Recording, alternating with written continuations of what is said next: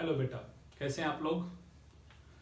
आज मैं आप लोगों के लिए वीडियो बना रहा हूँ। क्लास में अपना टॉपिक कुछ हो नहीं पाया था तो अब मैं उसके लिए वीडियो बना रहा हूँ आपके प्रोटीन के स्ट्रक्चर पे ही। कल हम लोगों ने एक लेक्चर लिया था, उस लेक्चर में हमने बातें की थी बेटा जी about the primary and the secondary structure of the protein. आज मैं इस वीडियो में बात करूंगा बेटा जी about the tertiary and the quaternary structure.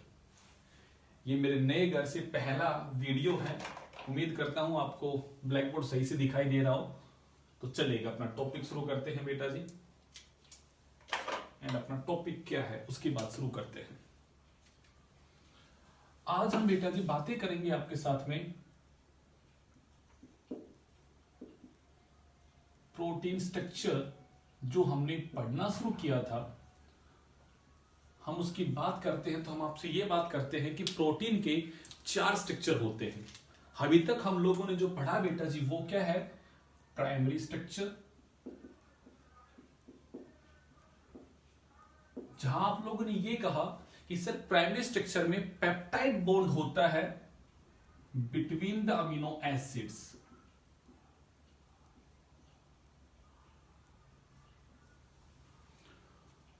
और ये पेप्टाइड बॉन्ड बनके एक लंबी चेन बनती है, उसका नाम होता है पॉलीपेप्टाइड चेन। हम प्राइमरी स्ट्रक्चर से क्या पोजीशन है और कौन कौन सी अमीनो एसिड्स हैं ये डिटेक्ट कर सकते हैं बेटा जब प्राइमरी स्ट्रक्चर से। आपने साथ में ये भी कहा था कि सर प्राइमरी स्ट्रक्चर में आपके 2 एंड होते हैं। एक एंड का नाम होता है एंड टर्मिनल, एक का नाम होता है सी टर्मिनल। तो कौन सा लेफ्ट एंड है, कौन सा राइट एंड है, ये सब बातें हम लोगों ने आपके साथ में डिस्कस कर ली थी। फिर हम लोग आए थे कि प्रोटीन स्ट्रक्चर बनाते हैं और आपने कहा था सर उनका अगली जो फोल्डिंग होती है और अगला स्ट्रक्चर जो बनता है वो कहलाता है सेकेंडरी स्ट्रक्चर। और पेप्टाइड बॉन्ड के साथ साथ अब आपने कहा था एक हाइड्रोजन बॉन्ड और बनता है। और अब जो प्रोटीन एक लीनियर सीक्वेंस में जो अमीनो एसिड्स थी बेटा जो अपने आप को फोल्डेड करती हैं, और जब वो फोल्डिंग करती हैं तो या तो उनके इंट्रा मोलिक्यूलर हाइड्रोजन बॉन्ड बनेगा और with in a single polypeptide chain जो एक चेन है वो अपने आप को कॉइल्ड अप करके बेटा जी एक अल्फा हेलिकल स्ट्रक्चर बनाती है। या फिर 2 डिफरेंट पॉलीपेप्टाइड चेन के बीच में हाइड्रोजन बॉन्ड बनेगा। स्ट्रक्चर का आपने नाम रखा था बीटा प्लेटलेट। बीटा प्लेटेड में आपने बातें की थी या तो वो पैरेलल हो सकता है या फिर वो एंटी पैरेलल हो सकता है। ये सब बातें आपने सेकेंडरी स्ट्रक्चर में की थी। मतलब पॉइंट वाली बात ये है, सेकेंडरी स्ट्रक्चर को स्टेबलाइज करने के लिए जो बॉन्ड आया बेटा जी उस बॉन्ड का नाम क्या था आपका यहाँ पे, hydrogen bond.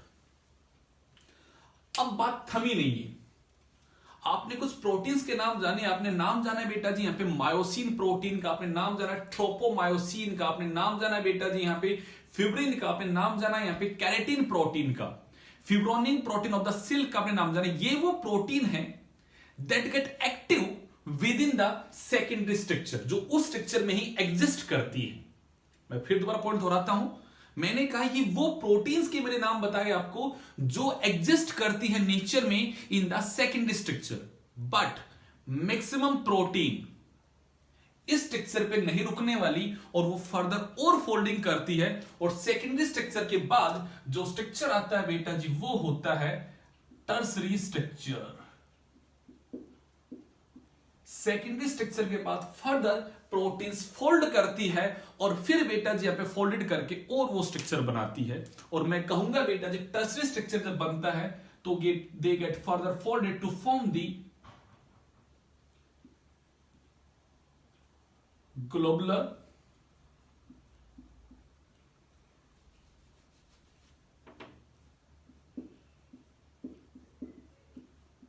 Form the globular structure. अब पॉइंट आता है सिर्फ ग्लोबुलर स्ट्रक्चर का मतलब क्या है, तो मैं कहूंगा होलो ऊलन स्ट्रक्चर। ऊन के जैसा खाली जो स्ट्रक्चर है उसको बोलते हैं बेटा जी ग्लोबुलर स्ट्रक्चर।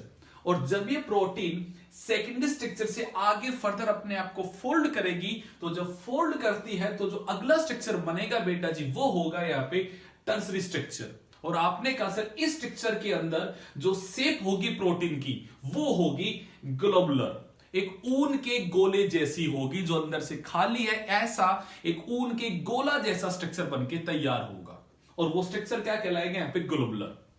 अब एक पॉइंट आता है, क्या पॉइंट आता है सर इस स्ट्रक्चर में क्या क्या प्रोटीन है। तो प्रोटीन ने क्या किया जरा उस वर्ड को समझना।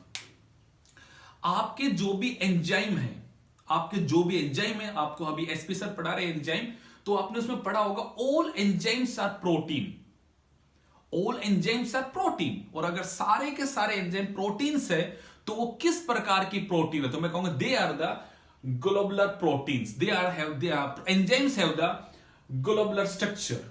जरा वर्ड को समझिए कि मैं उस वर्ड को ही उठा रहा हूं, तो मैं कहूंगा ऑल एंजाइम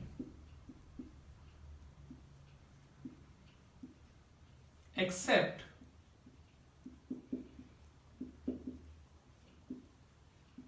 राइबोजाइम।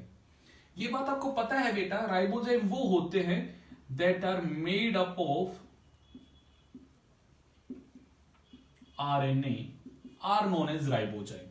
ठीक है, अगले वर्ड पे आ जाओ। तो जो भी हमारे एंजाइम्स होते हैं उनकी जरा बात करते हैं कि बेसिकली एंजाइम क्या होते हैं। तो आपने कहा सर ये एक जनरल स्ट्रक्चर बना रहे हैं हम यहां पे एंजाइम का। ये जो साइट होती है बेटा हम इसको बोलते हैं एक्टिव साइट, जहां पे एक सबस्ट्रेट बाइंड करता है सो दैट ये एंजाइम उस सबस्ट्रेट को एक पर्टिकुलर प्रोडक्ट में कन्वर्ट कर सके। मैं दोबारा वर्ड को दोहराता हूं एंजाइम के बारे में। All enzyme are made up of protein, all enzyme are made up of protein and all enzyme are globular in structure. तो कोई पूछे आपसे एंजाइम जो होते हैं वो प्रोटीन के बने हैं, तो एंजाइम जब प्रोटीन के बने हैं तो वो प्रोटीन का कौन सा स्ट्रक्चर होता है? तो मैं कहूंगा वो प्रोटीन का टर्सरी स्ट्रक्चर होता है। अब एंजाइम क्या है? तो मैंने एक जनरल सा आपको डायग्राम बना के समझा रहा हूं एंजाइम का। तो मैं ये कह रहा हूं एंजाइम एक ऐसी जगह होती है जहां पे कोई भी रॉ मटेरियल है जिसको हमें प्रोडक्ट में कन्वर्ट करना है, वो सबस्ट्रेट वो रॉ मटेरियल उस एक्टिव साइट पे आके बाइंड करता है। और जैसे ही उस एक्टिव साइट पे बाइंड करता है वहां पे कैटालिटिक रिएक्शंस होता है और उस रिएक्शन के दौरान उस सबस्ट्रेट को प्रोडक्ट में कन्वर्ट किया जाता है, उस सबस्ट्रेट को प्रोडक्ट में कन्वर्ट किया जाता है। और ये सारा काम कहां पे होता है बेटा जी? एक्टिव साइट पे होता है। आप अपने पॉइंट पे आ जाओ, हमें एंजाइम नहीं पढ़ना है यहां पे, हमें पढ़ना क्या उस पॉइंट पे आते हैं लौट के। अभी तक तो हमने ये पढ़ा कि सेकेंडरी स्ट्रक्चर में या तो इस तरह से अल्फा हेलिकल स्ट्रक्चर है या फिर वो इस तरह से आपका प्लेटेड स्ट्रक्चर है और 2 या 3 चेन आपस में इस तरह से हाइड्रोजन बॉन्ड से कनेक्टेड हैं और सर इस तरह से वो प्लेट लाइक स्ट्रक्चर बना है। या तो वो हेलिकल स्ट्रक्चर है या फिर वो बीटा प्लेटेड स्ट्रक्चर है। बट सर प्रोटीन का तो ग्लोबुलर स्ट्रक्चर है, तो मतलब यही स्ट्रक्चर फर्दर फोल्ड होके ये बनने वाला है, यही स्ट्रक्चर फर्दर फोल्ड होके ये बनने वाला है। तो अब कैसे बनेगा वो बात अभी समझनी है। तो मैं कहूंगा this structure get further folded, और जब फर्दर फोल्ड होगा तो क्या क्या होगा? जो भी इसमें बेटा जी हाइड्रोफोबिक पार्ट है, जो भी इसमें हाइड्रोफोबिक पार्ट है, ऐसी साइड चेन है जहां पे वाटर हीटिंग साइड चेन लगी हुई है, उनको वो ले लेगा अंदर की साइड में। और जो भी उसके एक्टिव साइट वाला पार्ट है बेटा जी, जो एक्टिव साइट बनाएंगे जो अमीनो एसिड, उनको कहां लेके आएगा बेटा? जो बाहर की साइड में लाएगा और इस तरह का स्ट्रक्चर को बनने में वो एक तैयारी शुरू करेगा। अब आपने कहा सर अगर ये स्ट्रक्चर बनना है तो ये स्ट्रक्चर जब बनेगा तो उसमें और कैसे कैसे बॉन्ड बनेंगे? तो मैं ये कहूंगा बेटा जी टर्सरी स्ट्रक्चर जब बनता है तो उसको बनाने में और कई तरह के बॉन्ड बनते हैं।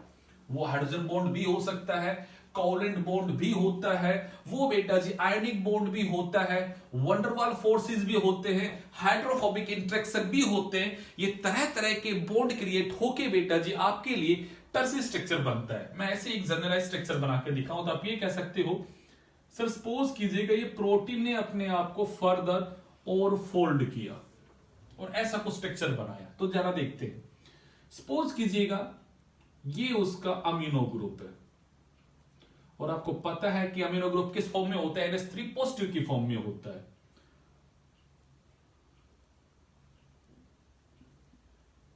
सर ये कोई साइड चेन में एसिडिक ग्रुप बैठा है और ये क्या है? नेगेटिव है।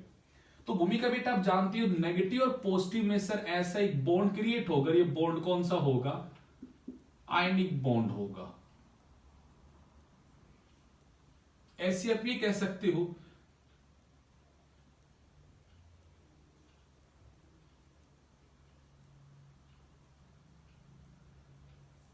सर ये कौन सा बॉन्ड बन गया? Hydrogen bond. ऐसे सपोज कीजिएगा कोई सल्फर कंटेनिंग अमीनो एसिड है,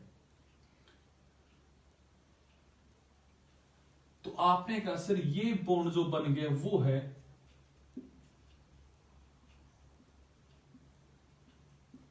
disulphide bond, it's a type of covalent bond.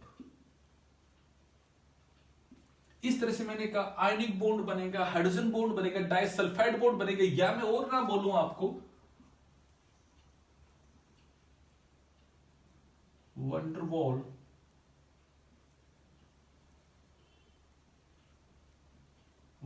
Bond, या आप कह सकते हो यहां पे आपका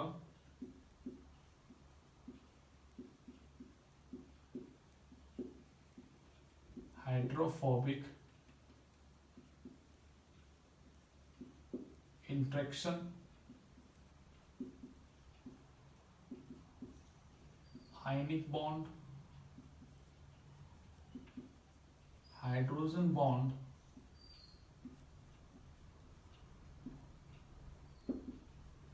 कोवलेंट बॉन्ड। ये तरह तरह के बॉन्ड बनते हैं और ये बॉन्ड बेटा जी स्टेबलाइज करते हैं टर्सरी स्ट्रक्चर को। ये डिफरेंट डिफरेंट टाइप के बॉन्ड बन के बेटा जी स्टेबलाइज करते हैं टर्सरी स्ट्रक्चर को। अब एक बात और आती है चिंकी, ये जो टर्सरी स्ट्रक्चर बनता है क्या ये अपने आप बनता है? तो आंसर मिलेगा नो। टर्सरी स्ट्रक्चर को बनाने में एक और प्रोटीन है जो हेल्प करती है सेल को, उस प्रोटीन का नाम होता है चेप्रोइन। Protein helping further folding of secondary structure of protein to attain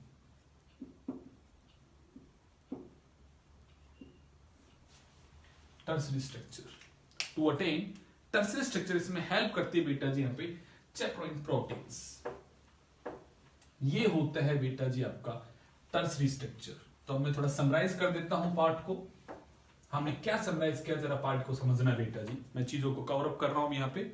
आपने कहा सर सबसे पहले हमारा बनता है अमीनो एसिड जुड़ी, उनके बीच में एक बॉन्ड बना, उसका नाम है पेप्टाइड बॉन्ड, एक लीनियर सीक्वेंस बन गई, वो है प्राइमरी स्ट्रक्चर। उसकी फर्दर फोल्डिंग होती है, या तो इंटरमोलिकुलर या फिर इंट्रामोलिकुलर बॉन्ड बनते हैं, और सर या तो अल्फा हेलिकल स्ट्रक्चर बनता है या फिर बनता है वहां पे हमारा बीटा प्लेटेड स्ट्रक्चर, और वो बनता है सेकेंडरी स्ट्रक्चर। सर अभी उस सेकेंडरी स्ट्रक्चर में फर्दर और फोल्डिंग होती है और प्रोटीन एक ग्लोबुलर स्ट्रक्चर को अटेंड करती है, और वो जो ग्लोबुलर स्ट्रक्चर होता है वो बनता है टर्सरी स्ट्रक्चर बेटा जी। जो भी हमारे एंजाइम्स हैं वो टर्सरी स्ट्रक्चर में ही एग्जिस्ट करते हैं। तो आप एग्जांपल लिख सकते हो टर्सरी स्ट्रक्चर का बेटा जी, all enzymes have the tertiary structure that is the globular structure. Okay, अब पॉइंट आता है टर्सरी स्ट्रक्चर में क्या हुआ, तो मैं कहूंगा फर्दर तरह तरह के बॉन्ड बने और प्रोटीन फर्दर और फोल्डेड हो गए। उस फोल्डेशन के अकॉर्डिंग जैसे एंजाइम्स की बात कर रहे हैं, एक्टिव साइट को बाहर सरफेस पे लेके आ गया और बाकी और जो चीजें थी उनको उसने कहा लिया अंदर ही साइड में लिया और एक स्पेसिफिक शेप को अटेंड किया, और इस तरह से उसने अपना टर्सरी स्ट्रक्चर बना के तैयार किया। यह बात होती है टर्सरी स्ट्रक्चर की। अब पॉइंट आता है कि सर टर्सरी स्ट्रक्चर भी हो गया, तो अब आगे क्या? तो अब मैं कहूंगा प्रोटीन्स दो तरह की होती है, जरा उस वर्ड को समझना फिर हम आगे चलेंगे। एक प्रोटीन होती है बेटा जी मोनोमेरिक प्रोटीन। बेटा एक प्रोटीन होती है उसका नाम होता है मोनोमेरिक प्रोटीन। आपने नाम बोला protein made up of single polypeptide chain. वो प्रोटीन एक ही चेन की बनी हुई है, एक ही चेन की बनी हुई। मैं कहूंगा ऐसी क्या बनती है बेटा जी मोनोमेरिक प्रोटीन। तो मैं कहूंगा ऐसी प्रोटीन का स्ट्रक्चर हैव सेकेंडरी और टर्सरी स्ट्रक्चर। ऐसी प्रोटीन बेटा एक्टिव होती है या तो सेकेंडरी में या फिर आपके टर्सरी स्ट्रक्चर में एक्टिव होती है। अगला पार्ट आता है बेटा जी मल्टीमेरिक प्रोटीन।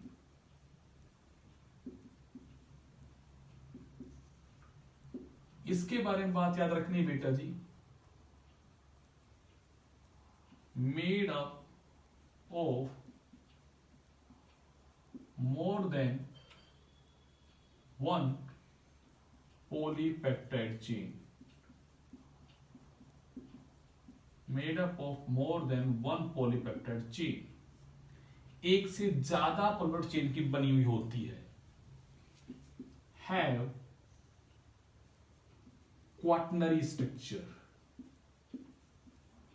और मैं ये भी लिख सकता हूं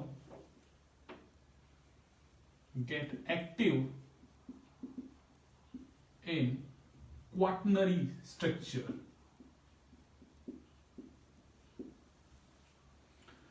जो भी प्रोटीन एक ही पॉलीपेप्टाइड चेन की बनी है, ऐसी प्रोटीन या तो सेकेंडरी में एक्टिव होगी, जैसे कि आपने नाम बोला हेयर की कैरेटिन प्रोटीन, स्किन की एपिड्रिन प्रोटीन, मसल्स की मायोसिन प्रोटीन, या आपने नाम पढ़ा यहां पे फिब्रिन प्रोटीन, या फिर आपने नाम पढ़ा यहां पे ट्रोपोमायोसिन प्रोटीन। ये सब के सब प्रोटीन्स आपने पढ़ा था बेटा जी कि ये सेकेंडरी स्ट्रक्चर में ही एक्टिव हो गई थी। अभी आपने पढ़ा एंजाइम, और एंजाइम एक्टिव होते हैं, टर्सरी स्ट्रक्चर है उनका, और उनका स्ट्रक्चर होता है ग्लोबुलर स्ट्रक्चर, पढ़ लिया। बट ये सबके सब प्रोटीन्स ऐसी है जो या तो ये सब वो प्रोटीन जो एक ही पॉलीपेप्टाइड चेन की बनी हुई, तो मैं कहूंगा इन सबका स्ट्रक्चर होता है up to the tertiary structure, इनका सबसे मैक्सिमम स्ट्रक्चर होता है। बट जो प्रोटीन एक से ज्यादा पॉलीपेप्टाइड चेन की बनी होती है, वो फर्दर अटैच होती है with the other polypeptide chain के साथ में, और बनाती है बेटा जी क्वाटनरी स्ट्रक्चर। तो अब हम पढ़ने वाले हैं बेटा जी क्वाटनरी स्ट्रक्चर। याद रखना, ये हर प्रोटीन नहीं बनाती, ये सिर्फ वो प्रोटीन बनाती है जिनके कंपोजिशन में एक से ज्यादा पॉलीपेप्टाइड चेन हो। जैसे कि मैं एग्जांपल लेता हूं हीमोग्लोबिन, ये पेपर में कई बार क्वेश्चन आया है, which of the following proteins of quaternary structure. तो मैं एग्जांपल लेके समझा रहा हूं आपको। हीमोग्लोबिन बेटा जी बनाती है यहां पे आपका क्वाटनरी स्ट्रक्चर। आपने कहा सर हीमोग्लोबिन, मैं कहूंगा यस, इसके दो पार्ट है। एक पार्ट है बेटा जी हिम, और आपने कहा था ये क्या है, ऑर्गेनिक आयरन कंटेनिंग पार्ट, और आपने यहां लिखा था बेटा जी ग्लोबिन, और ग्लोबिन में आपने लिखा था 2 alpha and 2 beta polypeptide chain. Shruti, मैंने जो बोला देखो वो वर्ड में बोल रहा हूं वही लिख रहा हूं। अभी मैंने मानसी कहा एक ऐसा प्रोटीन जो एक से ज्यादा पॉलीपेप्टाइड चेन से बनता है, वो बनाता है क्वाटनरी स्ट्रक्चर। तो देखो बेटा, ये 2 अल्फा चेन से बना है, 2 बीटा चेन से, टोटल 4 पॉलीपेप्टाइड चेन से मिलके बना है ये ग्लोबिन ऑफ द हीमोग्लोबिन। ये ग्लोबिन ऑफ द हीमोग्लोबिन एक नहीं 4 पॉलीपेप्टाइड चेन से मिलके बना है। तो ये कैसी प्रोटीन है? आंसर है आपके पास में, ये एक मल्टीमेरिक प्रोटीन है। तरुण, ये एक मल्टीमेरिक प्रोटीन है। और पारस, अगर ये मल्टीमेरिक प्रोटीन है तो ये प्रोटीन कौन से स्ट्रक्चर में एक्टिव होती है बेटा जी? क्वाटनरी स्ट्रक्चर में एक्टिव होती है। ये कभी भी टर्सरी स्ट्रक्चर में एक्टिव नहीं होगी। पॉइंट को समझना, every polypeptide chain get folded to form the tertiary structure, and then these chain get attached together to form the quaternary structure. मैंने क्या बोला? Different polypeptide chain get folded individually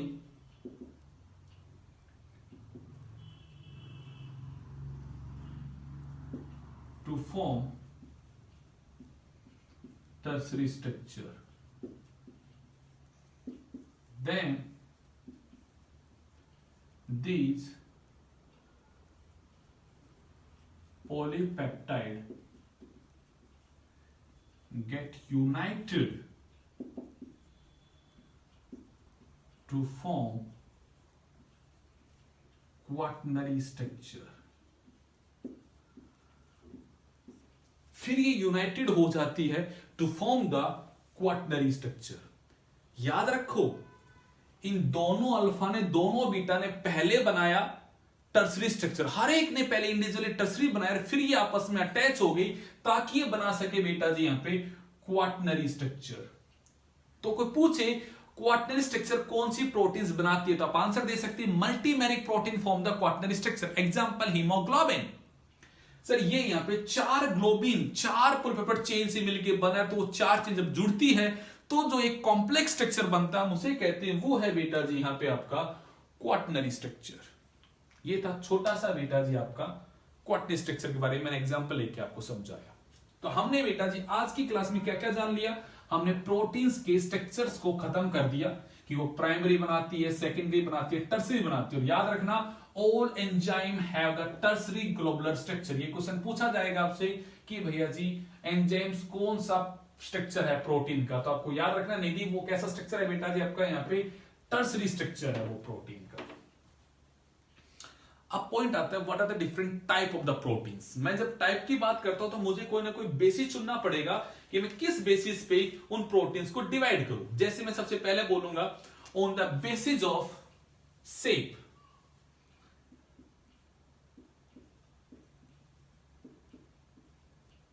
type of protein, उसमें हमने सबसे पहले लिखा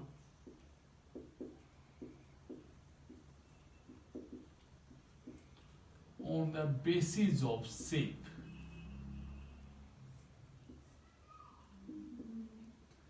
सबसे पहला पार्ट आता है बेटा जी फाइब्रस प्रोटीन।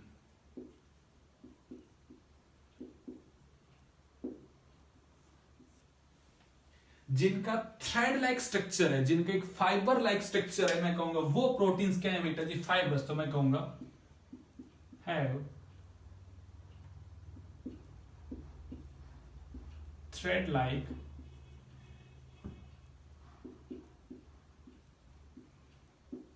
elongated structure। ऐसी जो भी प्रोटीन होती है they are insoluble in water,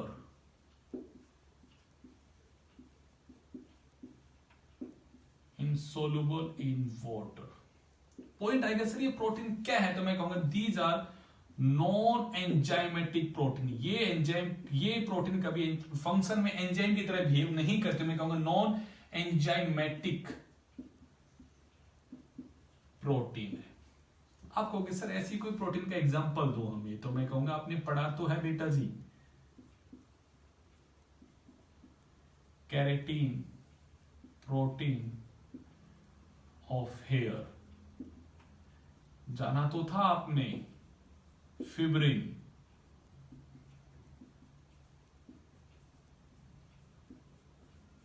myosin, tropomyosin, etc. जैसे कि सेल की प्रोटीन का नाम बता मैंने फिब्रोइन प्रोटीन, वो भी बेटा जी ऐसा ही है, तो मैं कहूंगी सब के सब बेटा जी फाइब्रस है। अगला पॉइंट क्या आता है,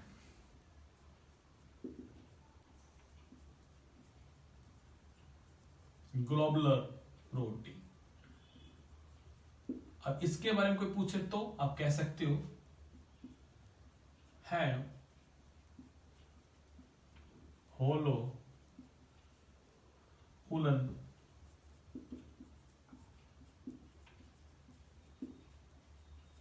लाइक स्ट्रक्चर, ऊन के जैसा स्ट्रक्चर है बेटा जी। Are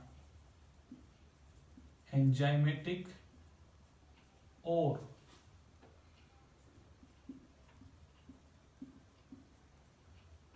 structural protein. एग्जाम्पल क्या कहूं बेटा जी, जो भी दुनिया में एंजाइम्स हैं they all are the globular protein. Okay, एक पॉइंट और याद रखना, these protein are active in the tertiary structure.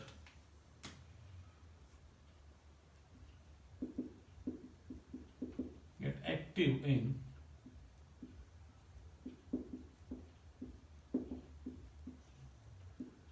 Tertiary structure. इसका हाँ सॉरी सेकेंडरी स्ट्रक्चर, इसमें लिखना है बेटा जी form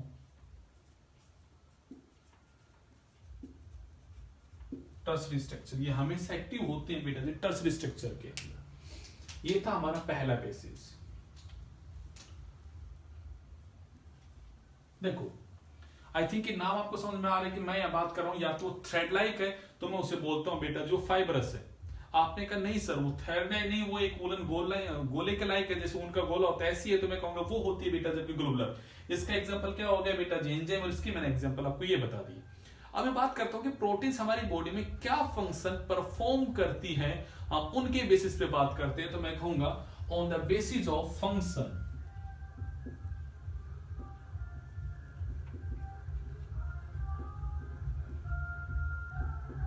on the basis of function. जैसे कि आपने कहा पहला enzymatic means they act as enzyme and help in metabolic reaction in body। आप कह सकते हो सर कौन सी, मैं कहूंगा सब के सब जो एंजाइम्स वो एंजाइमेटिक इन द फंक्शन है। सेकंड बेटा जी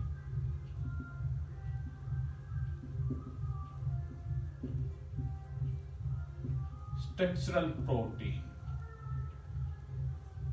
आप ये कहोगे सर जो भी हमारी बॉडी में जो स्ट्रक्चर्स की बात होती है तो आप ये कहते हो the protein are the structural component of the body. जैसे आप मसल्स की बात करते हो उनमें प्रोटीन्स होता है, सेल के प्रोटोप्लाज्म में प्रोटीन्स होते हैं। जैसे आप लोग बात करते हो ट्यूबुलिन प्रोटीन है, फिलामेंट में आपने कहा था कि एक्टिन मायोसिन के फिलामेंट है, ये सब बेटा जी बातें करती है, सबके सब क्या बेटा स्ट्रक्चरल प्रोटीन। तो मैं बोलूंगा बेटा जी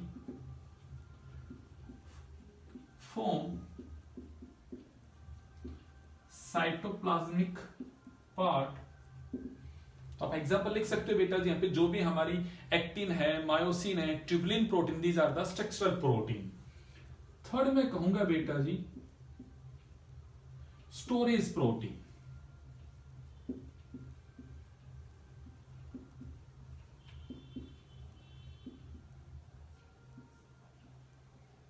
तीसरा मैं कहूंगा स्टोरेज प्रोटीन। बॉडी उन प्रोटीन्स को स्टोर करता है, बॉडी उन प्रोटीन्स को स्टोर करता है, these are the storage protein. जैसे कि आप लोग कहते हो सर हम एग खाते हैं तो एग के अंदर जो प्रोटीन है वो क्या है बेटा जी एल्ब्यूमिन है। वो एक्चुअली एग में स्टोर होता है, वो उसका एक रिजर्वर है, वो इसका रिजर्वर है प्रोटीन का, तो हमने कहा एक स्टोरेज प्रोटीन है। अब बात करते हो कि सर हम लोग खाते हैं व्हीट एंड राइस, तो उनमें भी प्रोटीन स्टोर होता है, उनमें जो प्रोटीन स्टोर होता है उसका नाम होता है बेटा जी ग्लूटेलिन्स। ये नाम याद रखना क्योंकि पेपर में कई बार आ जाता है कि ग्लूटेलिन्स प्रोटीन कौन सी है, तो आप बता देना ये व्हीट एंड राइस की प्रोटीन है जो कि एक रिजर्वर प्रोटीन है जो मिलती है। ओके, अब पॉइंट ये और आता है सर ये प्रोटीन का स्ट्रक्चर कैसा, तो मैं यहां पे अगर आपके साथ बात करूं ग्लोबुलर प्रोटीन के अंदर आपने एक तो नाम जान लिया यहां पे कि सर एंजाइम, और मैं ये कह सकता हूं कि जो भी एल्ब्यूमिन है, आप लोगों ने नाम पढ़ा होगा बेटा सीरम के अंदर भी होती है ग्लोबुलिन जो हमारी एंटीबॉडीज है, और यहां पे आपने नाम लिखा बेटा जी ग्लूटेलिन्स। ये तीनों बेटा जी एग्जाम्पल हैं आपके ग्लोबुलर प्रोटीन्स के ही, तो ये याद रखना ये प्रोटीन्स कैसी हैं आपके बेटा जी ग्लोबुलर प्रोटीन। देखो मैंने यहां पे एक लाइन लिखी थी कि ये प्रोटीन एक नॉन एंजाइमेटिक प्रोटीन है, तो आपको सर नॉन एंजाइमेटिक है तो क्या है, तो मैं कहूंगा दीज आर द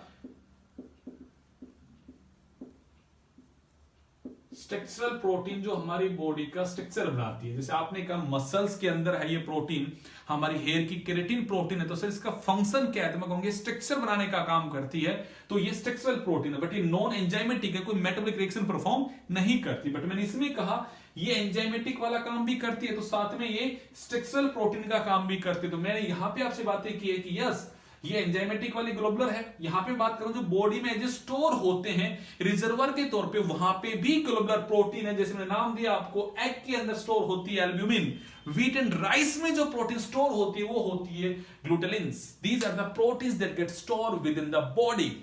तो ये मैंने दो बेसिस की बात की आपके सामने, प्रोटीन्स की। अब बात आती है कि सर ये हो गया तो आगे हम क्या बात करें, तो आगे मैं बात करता हूं on the basis of the quality.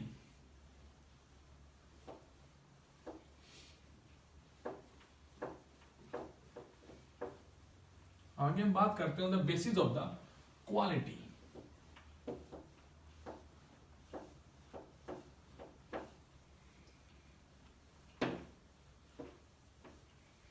C part की बात करते हैं बेटा जी।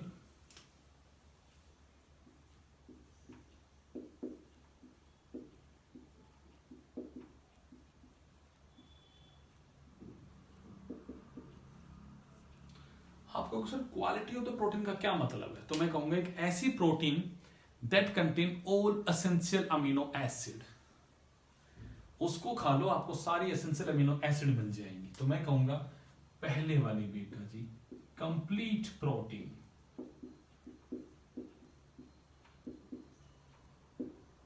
तो कोई पूछे आपसे जिनकी क्या है इसका मतलब, तो आप कहोगे have all essential amino acid. आपको सर एग्जांपल, तो मैं कहूंगा बेटा जी मिल्क के अंदर भी कंप्लीट प्रोटीन होती है जिसे हम केशिन कहते हैं।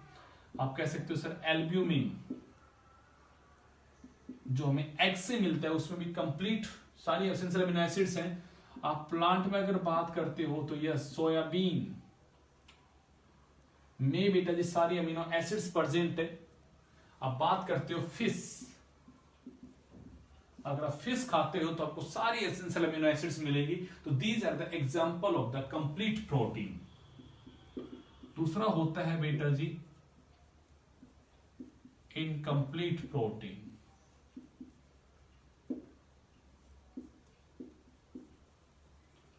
That do not have all essential amino acid. अब इनको छोड़ के आपको कोई भी प्रोटीन दिखाई देगी प्लांट में या कहीं पे भी, वो सारे प्रोटीन्स कैसे हैं बेटा जी इनकम्प्लीट। जैसे अभी आपने नाम लिखा था ग्लूटिन्स, मैं लिख देता हूं यहां पे एग्जांपल के तौर पे ग्लूटिन्स जो आपने अभी कहा था व्हीट और राइस में होती है, वो एक कंप्लीट प्रोटीन नहीं है बेटा, जो एक इनकम्प्लीट प्रोटीन है क्योंकि उसमें सारे एसेंशियल अमीनो एसिड्स प्रेजेंट नहीं है। तो ये हो गया एक बेसिस बेटा जी। लास्ट एक और बात आपके साथ कर लेते हैं on the basis of the composition. On the basis of the composition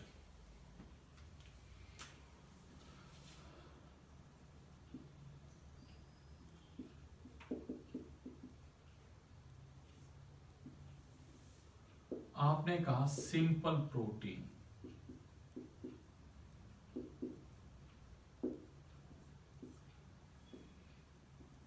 तो ये क्या होती है made up of only amino acid and do not have any prosthetic group.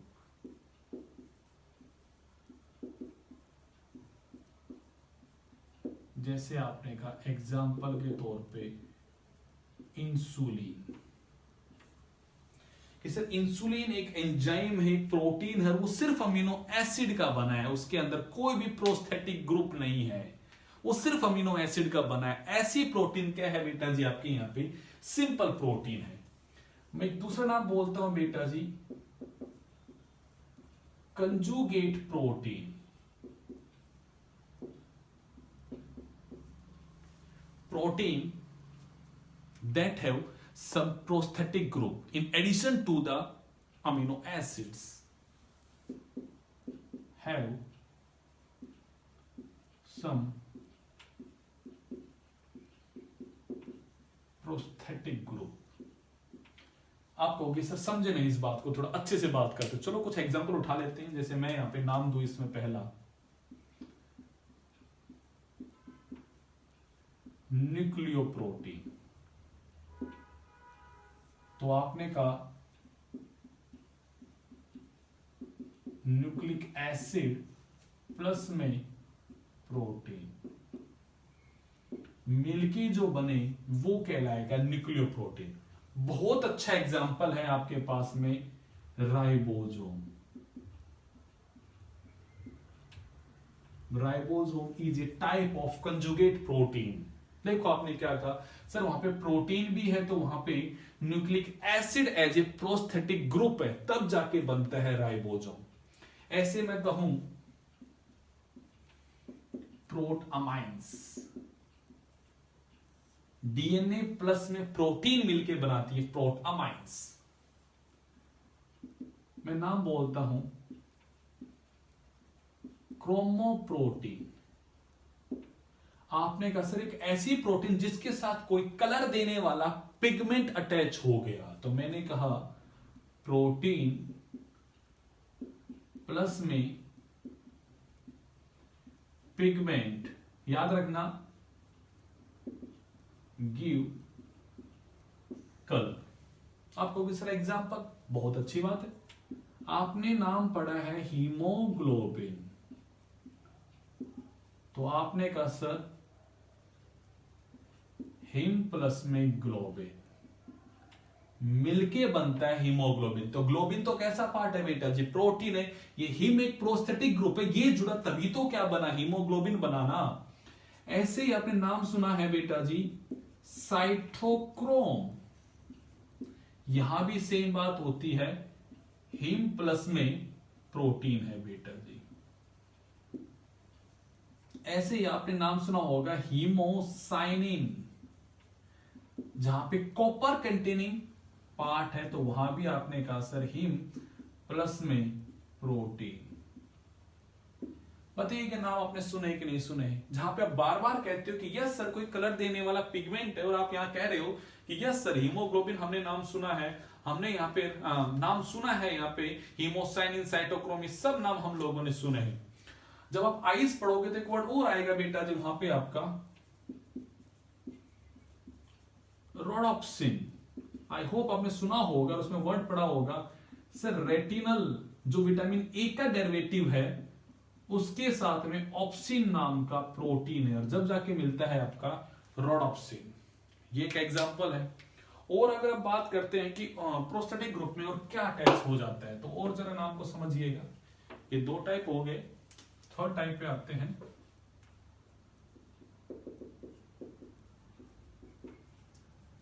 मेटलोप्रोटीन, मतलब मेटल प्लस में प्रोटीन। एग्जाम्पल फेरेटीन, एक प्रोटीन है जिसमें आयरन प्रेजेंट होता है, आयरन कंटेनिंग प्रोटीन है बेटा जी फेरेटीन प्रोटीन। ये एक एग्जाम्पल है बेटा जी मेटलोप्रोटीन का। एक बहुत अच्छा नाम आता है बेटा जी फोस्फोप्रोटीन,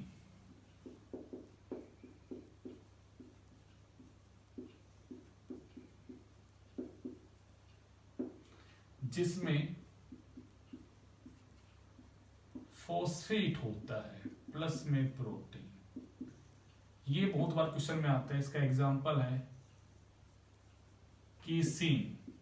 ये क्या है बच्चा, आपकी मिल्क प्रोटीन है। ये क्या है बच्चा, आपकी मिल्क प्रोटीन है। ऐसे आपने नाम सुना होगा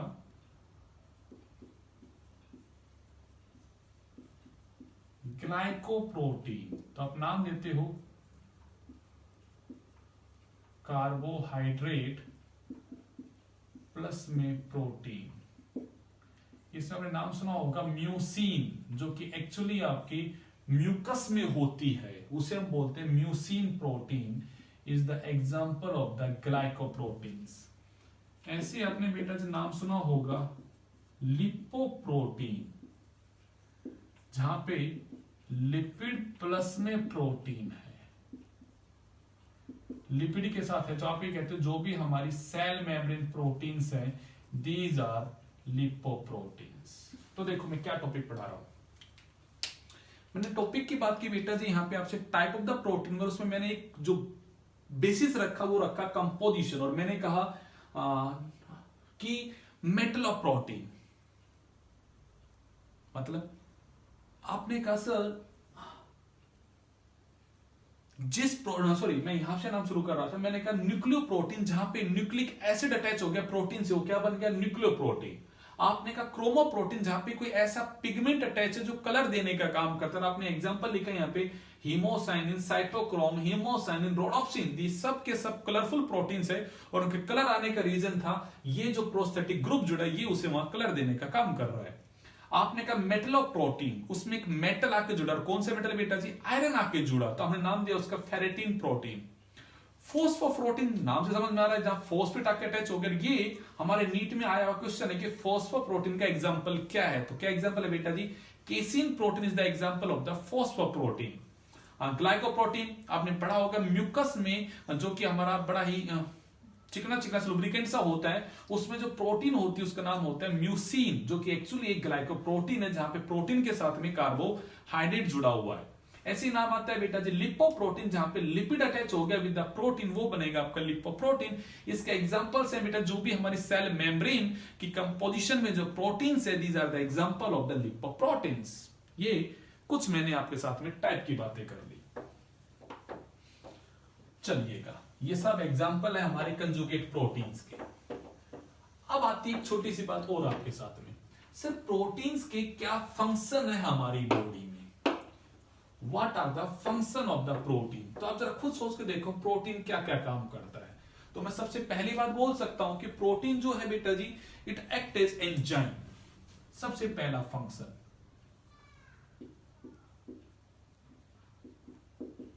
enzymatic. All enzyme are made up of protein. So जो भी हमारे मेटाबॉलिक रिएक्शन उनको परफॉर्म करने में हमारी हेल्प करते हैं, तो उसका फंक्शन क्या हो गया? एंजाइमेटिक, एज ए कैटलिस्ट काम करती है। मैं कहूंगा डिफेंस। क्या कहूं बेटा जी मैं यहां पे? डिफेंस। क्यों कहूं मैं डिफेंस? क्यों कहूं मैं डिफेंस? तो आप जानते हो जो भी हमारी immunoglobins,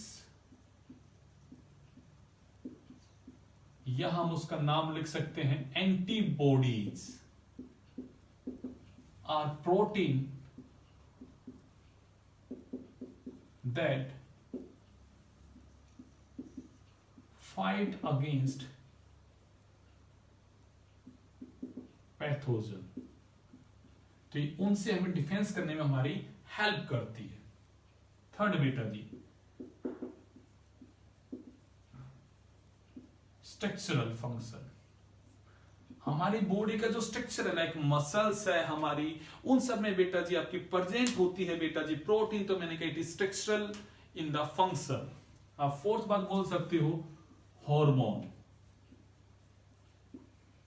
some of the proteins are act as a hormone. सबसे कॉमन एग्जांपल है बेटा जी इंसुलिन। ये एक हार्मोन है जो हमारी ग्लूकोज को ग्लाइकोजन में कन्वर्ट करता है, और ये एक प्रोटीन है बेटा जी। आप पांचा कह सकते हो रिसेप्टर, जो सेल की मेम्ब्रेन पे बैठे हुए हैं बेटा जी, दीज आर द प्रोटीन्स जो एक कैरियर का काम करते हैं और सेल के रिसेप्टर्स का काम करते हैं।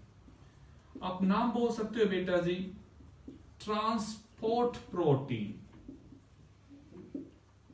आपने अभी रेस्पिरेटरी सिस्टम पढ़ा था, वहां पे आपने नाम बोली थी हीमोग्लोबिन, जो ट्रांसपोर्ट करता है गैसेस का। आपने एक नाम पढ़ा होगा ग्लूटाफोर, if I am not wrong, आपने नाम पढ़ा होगा बेटा जी ग्लूटाफोर के नाम से, GLUT, ग्लूटाफोर के नाम से, जो कि एक ट्रांसपोर्ट प्रोटीन है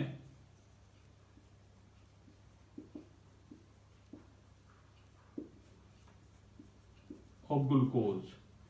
जूलॉजी वाले सर ने आपको ये पढ़ाया होगा in the absorption of the glucose में, कि वहां हेल्प करती है ग्लूटाफोर प्रोटीन।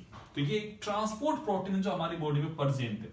मतलब मैं क्या बात कर रहा हूं कि भाई प्रोटीन एक बॉडी में क्या क्या फंक्शन परफॉर्म करती है, या तो बिहेव करती है एंजाइम के तौर पे, या फिर वो हमारी बॉडी को प्रोटेक्ट करती है फ्रॉम द पैथोजन, या फिर वो हमारी बॉडी का स्ट्रक्चरल कंपोनेंट है बेटा जी। आपको स्ट्रक्चरल कंपोनेंट तो सबसे अच्छी बात बोल देते हैं यहां पे कोलेजन प्रोटीन, जो कि एक फाइब्रस प्रोटीन है। ये एक स्ट्रक्चरल प्रोटीन हमारी बॉडी की बेटा जी। आपने पढ़ा होगा बोन के बाहर या किसी भी बॉडी के बाहर मैकेनिकल स्ट्रेंथ देने के लिए कौन बैठी है बेटा जी, हमारे यहाँ पे कोलेजन बैठी है। लिगामेंट्स टेंडन आपने पढ़ा है तो वहां पे आपने बातें की कि कोलेजन प्रोटीन होता है, या फिर आपने वहां पे नाम पढ़ा है बेटा जी कि सर वहां पे इलास्टिन प्रोटीन होती है।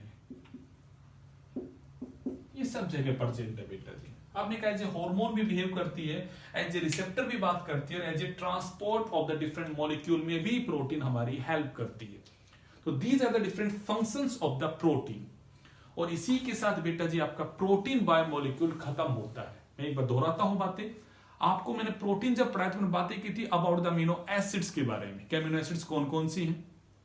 मैंने बातें की है बेटा जी आपके साथ में, यहाँ पे अमीनो एसिड जब जुड़ी तो बना बेटा जी पॉलीपेप्टाइड चेन, उसका primary structure, secondary, tertiary and quaternary. फिर मैंने बातें की है कि प्रोटीन्स के कैसे कैसे टाइप होते हैं, और फिर मैंने बातें की है बेटा जी यहाँ पे प्रोटीन्स के क्या फंक्शन होते हैं। इसी के साथ बेटा जी प्रोटीन बायोमोलिक्यूल खत्म, और आपके बायोमोलिक्यूल चैप्टर से nucleic acid and protein biomolecule खत्म होता है। अब हमारे दो बायोमोलिक्यूल बचे हैं बेटा जी, एक का नाम है लिपिड और एक का नाम है बेटा जी आपका यहाँ पे कार्बोहाइड्रेट। तो अब हम कल शुरू करेंगे अपना टॉपिक बेटा जी लिपिड। सॉरी, छोटा सा टॉपिक है, जल्दी खत्म हो जाएगा, एंड हम कमिंग 2 डेज में अपने इस चैप्टर को फिनिश करने वाले। चलेंगे बेटा, इस वीडियो को देख के आना है, एंड इट्स ए रिक्वेस्ट सबको कल अपनी नोटबुक लेके आनी है बायोमोलिक्यूल, सो दैट कि मैं चेक कर सकूं आप प्रॉपर नोट्स बना रहे हो या नहीं बना रहे हो। Thank you very much.